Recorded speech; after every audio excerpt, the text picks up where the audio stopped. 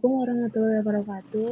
Di sini kami dari kelompok B ingin menampilkan presentasi yang berjudul Continuous Ambulatory Peritoneal Dialysis, di mana anggota dari kelompok B sendiri ada Putri Agustin, NIM 007, lalu Erika Medina, NIM 008, Beatrix Jocelyn, NIM 009, Corona Neo, NIM 015, Yolanda, NIM 019, Alfred, NIM 027, dan Fareza, NIM 059.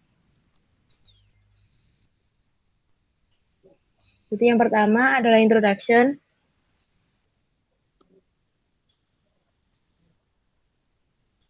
Ginjal merupakan organ penting bagi manusia. Ginjal sendiri ini berfungsi untuk memfiltrasi, reabsorpsi, dan augmentasi. Apabila terjadi penurunan progresif pada fungsi ginjal, maka penderita akan sangat sulit kembali seperti keadaan semula. Menurut Kemenkes RI, orang yang beresiko tinggi menderita penyakit ginjal adalah orang yang berusia lebih dari 50 tahun, menderita diabetes, hipertensi, perokok, obesitas, dan riwayat keluarga yang menderita penyakit ginjal. Untuk mendeteksi penyakit ini sedini mungkin dapat dilakukan beberapa pemeriksaan, yaitu pertama tekanan darah, urin dipstick atau mikroalbuminuria bila diabetes, dan CCR atau eGFR untuk mengetahui laju filtrasi glomerulus setiap 12 bulan. Untuk mempertahankan fungsi ginjal tersebut dapat dilakukan beberapa hal, seperti cuci darah atau hemodialisis, transplantasi ginjal, dan dialisis peritoneal.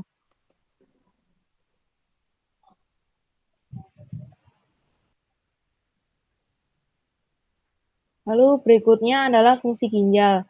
Fungsi ginjal sendiri yang pertama adalah mengatur volume darah dan mengatur keseimbangan kandungan kimia darah, yaitu sebagai pengatur konsentrasi garam di dalam darah. Kedua, keseimbangan asam basa dan air dalam tubuh. Ketiga, merangsang pembentukan sel darah merah serta sebagai ekskresi buangan dan kelebihan garam pada tubuh. Lalu yang terakhir adalah mengontrol sekresi hormon aldosteron dan ADH atau antidiuretik hormon dalam mengatur jumlah cairan tubuh. Selanjutnya main problem, anatomi dan fisiologi ginjal. Ginjal adalah organ ekskresi dalam vertebrata yang terletak di rongga retroperitoneal dan berbentuk menyerupai kacang. Organ ini berfungsi untuk menyaring zat-zat sisa dalam darah dan membuangnya melalui urin. Secara anatomis, ginjal terbagi menjadi dua bagian, yaitu korteks dan medula ginjal yang terdiri dari berjuta-juta nefron. Pertama, nefron. Nefron merupakan tempat untuk filtrasi, reabsorpsi, dan argumentasi. Nefron sendiri itu berfungsi sebagai yang membawa sisa-sisa hasil metabolisme tubuh difiltrasi atau disaring di dalam glomeruli, kemudian tubuli ginjal. Beberapa zat yang masih diperlukan tubuh mengalami reabsorpsi. Lalu zat-zat sisa metabolisme disekresikan bersama air membentuk urin. Sistem arteri ginjal yaitu arteri yang tidak mempunyai anastomosis dengan cabang-cabang dari arteri lain. Sehingga jika terdapat kerusakan pada salah satu cabang arteri ini, berakibat timbulnya iskemia atau nekrosis pada darah yang dilayaninya. Kemudian penyakit gagal ginjal. Keadaan ginjal tidak dapat berfungsi dengan baik disebut GGK atau gagal ginjal kronik. Penyakit GGK adalah suatu gangguan ginjal ditandai dari adanya abnormalitas struktur ataupun fungsi ginjal yang berlangsung lebih dari 3 bulan. GGK ditandai dengan satu atau lebih kerusakan ginjal, yaitu albuminuria, abnormalitas sedimen urin, elektrolit, histologi, struktur ginjal, adanya riwayat transplantasi ginjal, atau penurunan laju filtrasi glomerulus. Urutan penyebab gagal ginjal yang mendapatkan hemodialisis berdasarkan data Indonesia Renal Registry tahun 2015, hipertensi diabetik mellitus atau nefropati diabetik, kelainan bawaan atau glomerulopati primer, pielonefritis kronik atau PNC, gangguan penyumbatan saluran kemih atau nefropati obstruksi, asam urat, lupus, dan penyebab lainnya.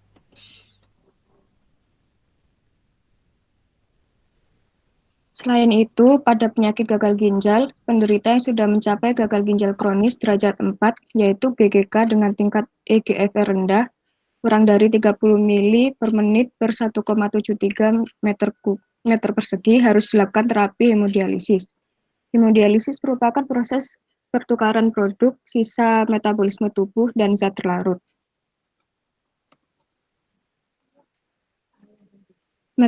Mekanisme dasar terjadinya gagal ginjal kronis adalah cedera sebagian jaringan ginjal yang menyebabkan massa ginjal berkurang sehingga terjadinya proses adaptasi berupa hipertrofi pada jaringan ginjal normal dan hiperfiltrasi. Namun, proses adaptasi berlangsung sementara, kemudian menjadi proses maladaptasi berupa sklerosis nefron yang tersisa. Pada stadium dini akan terjadi hilangnya daya cadang ginjal, lalu perlahan akan terjadi penurunan fungsi nefron secara progresif. Pada sepertiga penderita gagal ginjal kronis mengeluhkan beberapa gejala seperti kekurangan energi, pruritus, mengantuk, dispnea, edema, nyeri, mulut dan kulit kering, kram otot, kurang nafsu makan, konsentrasi yang buruk, gangguan tidur, dan sembelit.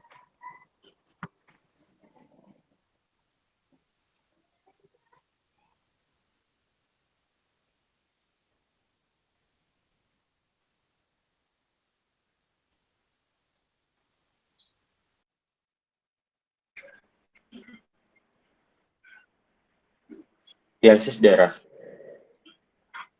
Ada dua metode dialisis darah, yaitu hemodialisis dan dialisis peritoneal.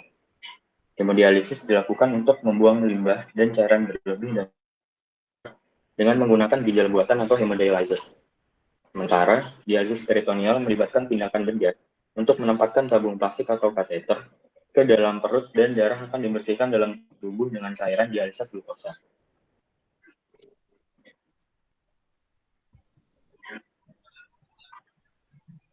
Proses dialisis atau pertukaran dapat dilakukan secara manual dengan metode Continuous Ambulatory Peritoneal Dialysis atau CAPD, dan bisa juga dengan bantuan mesin, yaitu dengan metode Automated Peritoneal Dialysis atau APD. Proses dialisis membuat zat-zat sisa metabolisme seperti urea, potasium, dan kreatinin berdifusi keluar dari sistem sirkulasi atau pembuluh darah menuju dialysate dan dikeluarkan saat cairan terkuras. Untuk tingkat keberhasilan proses dialisis peritoneum ini sangat ditentukan oleh penempatan kateter. Kateter yang digunakan umumnya terbuat dari silikon atau poliuretan dengan berbagai desain. Setelah pemasangan kateter, dapat langsung digunakan jika memang perlu. Namun, untuk mencegah terjadinya kebocoran dialysate, mungkin lebih baik membiarkan luka sembuh terlebih dahulu sebelum digunakan. Umumnya metode ini digunakan untuk pasien rawat jalan. Ini ada kelebihan dan kekurangan CAPD. Untuk kelebihan yang pertama yaitu menawarkan keleluasaan dan kemandirian pasien dalam melakukan terapi pengobatan penyakit ginjal. Yang kedua, lebih fleksibel saat melakukan aktivitas keseharian. Dan yang ketiga, menghindari penggunaan akses secara vaskular untuk mengurangi risiko transmisi infeksi dalam darah. Yang keempat, lebih baik dalam mempertahankan homeostasis asam basa pada tubuh karena CAPD menyediakan suplai buffer secara kontinu. Yang kelima, pembatasan diet tak terlalu ketat. Kelebihan yang keenam, tingkat disfungsi dini dari graf lebih rendah setelah dilakukan transplantasi ginjal. Yang ketujuh, tak ada perubahan aliran darah drastis sehingga beban pada jantung dan pembuluh darah lebih ringan. Yang kedelapan, ramah terhadap pasien yang mengalami anemia. Yang kesembilan, resiko terjadinya demensia lebih rendah. Dan yang terakhir, fungsi ginjal dapat dipertahankan lebih lama sehingga tingkat kematian lebih rendah. Sedangkan kekurangannya, yang pertama terjadi peritonitis dan infeksi pada saluran keluar pada kateter. Yang kedua, pasien atau asisten pengasuhnya harus dapat melakukan teknik CAPD. Yang ketiga, susah untuk mencapai dialisis ideal pada sebagian besar pasien yang mengalami disfungsi residual ginjal. Yang keempat, pasien mungkin lelah karena melakukan metode ini setiap hari. Yang kelima, kemungkinan terjadinya obesitas. Keenam, pemasangan kateter menimbulkan lubang atau stoma pada perut. Yang ketujuh, tak menutup kemungkinan timbulnya penyakit lain seperti hernia, dan lain sebagainya. Morfologi rongga peritoneum pada CAPD.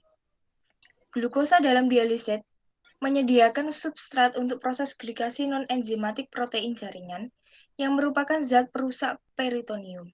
pH dialisaid yang rendah berfungsi sebagai pencegah tumbuhnya bakteri, namun juga dapat menyebabkan disfungsi sel mesotelial dan fibroblast peritoneum serta kerusakan sistem imun dalam peritoneum. Karakteristik morfologis peritoneum setelah terpapar cairan dialisaid non-biokompatibel adalah hilangnya sel mesotelial, penebalan interstitium peritoneum, dan vaskulopati pembuluh kecil. Juga ada pembentukan jaringan nekrosis akibat peradangan karena terpapar cairan dialisaid non-biokompatibel. Nah, reaksi host pada CAPD, membran peritoneum merupakan membran yang melapisi rongga peritoneum. Fungsinya sebagai membran permeabel dalam proses ini. Membran terdiri atas lapisan sel mesotelial yang terkoneksi dengan pembuluh kapiler dan limfatik. Limfatik di sini bertugas untuk menyerap materi partikulat dan menghilangkan bakteri pada rongga peritoneum. Namun ternyata, peritoneal dialisis ini mengganggu mekanisme penyerapan limfatik dan menghambat perjalanan patogen dalam sirkulasi sistemik, sehingga memungkinkan terjadinya proses peradangan yang menyebabkan kerusakan pada morfologi rongga peritoneum tersebut. Kemudian kateter yang digunakan pada CAPD seperti pada gambar A menunjukkan jenis kateter Technocope dengan segmen intercuff bengkok atau melengkung, 2 manset dan ujungnya lurus atau melingkar. Kemudian pada gambar B menunjukkan kateter Technocope dengan segmen intercuff lurus, 2 manset dan ujungnya lurus atau melingkar. Pada gambar C menunjukkan kateter ekstensi dengan 1 manset, kateter abdomen ujung melingkar, kateter ekstensi 2 manset dengan segmen intercuff bengkok, dan konektor titanium duri ganda. Kemudian pada gambar D merupakan letak kateter dalam jaringan, seperti struktur dinding perut. Kemudian, prosedur CAPD yang pertama adalah pemasangan kateter. Pada proses pemasangan kateter, dokter akan membuat sayatan kecil pada linea mediana abdomen sepanjang 2-3 cm di bawah pusar, yang merupakan daerah bebas dari otot rectus abdominis. Setelah dilakukan anestesi general atau locatus, sayatan tersebut dimasukkan kateter hingga mencapai rongga peritoneum. Kemudian, proses dialisis. Pada proses ini diawali dengan memeriksa tekanan darah dan denyut nadi. Kemudian kantong dan selang CAPD dicek apakah ada yang bocor atau terdapat kotoran di dalamnya. Lalu gantung kantong tersebut setinggi bahu. Setelah itu sambungkan selang kantong dialisis dengan selang pada pasien. Selanjutnya dilakukan proses pembuangan cairan dari dalam tubuh. Ya, selanjutnya future possibility. Untuk desain ke depan yang kami tawarkan adalah mengubah selang atau tube dengan kateter menjadi lebih baik. Agar tidak merusak jaringan peritoneum lagi, bahan yang kami sarankan adalah polistiren B-polistiren butilen B-polistiren atau SIB-S30, di mana bahan tersebut memiliki angka kelelahan 2 kali lebih lama dari karet silikon. Dan juga bahan tersebut sudah terbukti dapat bertahan dalam kondisi tubuh karena sudah dites dalam kondisi in vitro pada keadaan 27 derajat Celcius dan dalam simulated body fluid. SIBS3 juga tidak membutuhkan reinforcing filler dan penghubung kimia atau chemical cross-linker. Dan modulus dinamikanya 10 kali lebih tinggi dibandingkan karet silikon yang biasanya digunakan untuk medical prosthesis. Conclusion-nya, dapat disimpulkan bahwa penyakit gagal ginjal terjadi karena ginjal mengalami abnormalitas atau ginjal tidak dapat menjalankan fungsinya dengan baik. Salah satu metode yang digunakan untuk mengatasinya adalah hemodialisis dengan continuous ambulatory peritoneal dialisis atau CAPD dengan memasangkan kateter pada tubuh. Metode ini dilakukan secara manual dan memiliki beberapa kelebihan seperti lebih fleksibel saat melakukan aktivitas harian, ramah terhadap pasien yang mengalami anemia, resiko terjadinya demensia lebih rendah, dan fungsi ginjal dapat dipertahankan lebih lama sehingga tingkat kematiannya lebih rendah. Namun, ada beberapa faktor yang menyebabkan adanya kekurangan dari metode ini, yaitu pasien maupun pengasuh harus dapat melakukan teknik CAPD agar tidak terjadi kesalahan teknis yang dapat menyebabkan terjadinya peritonitis dan infeksi pada saluran keluar pada kateter. Pasien juga mungkin lelah dengan melakukan pertukaran setiap hari, hingga memungkinkan terjadinya obesitas pada pasien. Dilihat dari tingkat kematian yang rendah dan keberhasilannya mempertahankan fungsi ginjal, maka pasien gagal ginjal direkomendasikan menjalani metode ini tanpa mengesampingkan kekurangannya. Terima kasih atas perhatiannya. Wassalamualaikum warahmatullahi wabarakatuh.